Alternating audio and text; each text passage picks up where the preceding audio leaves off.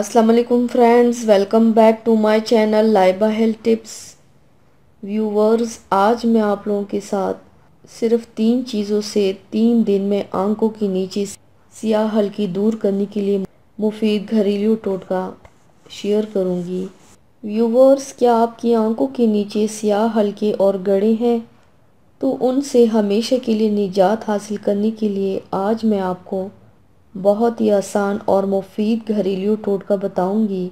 तो चलिए शुरू करते हैं, पर इसके पहले प्लीज़ मेरे चैनल को सब्सक्राइब कर लीजिए और बेल आइकन को दबाइए एवरी लेटेस्ट ब्यूटी अपडेट को सबसे पहले पाने के लिए।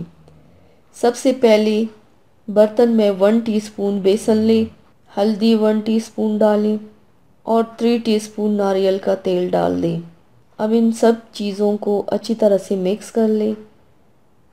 मिक्स करने के बाद इस मिक्सचर को आंखों के नीचे लगाएं और 20 मिनट के बाद धो लें। इसके अलावा पानी का इस्तेमाल ज़्यादा से ज़्यादा करें और नींद पूरी करें। कुछ दिनों में ही तमाम हल्के दूर हो जाएंगे इंशाल्लाह।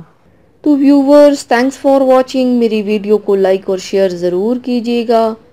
मिलते हैं एक और नई वीडियो में, तब तक के लिए अल्लाह हाफिज़।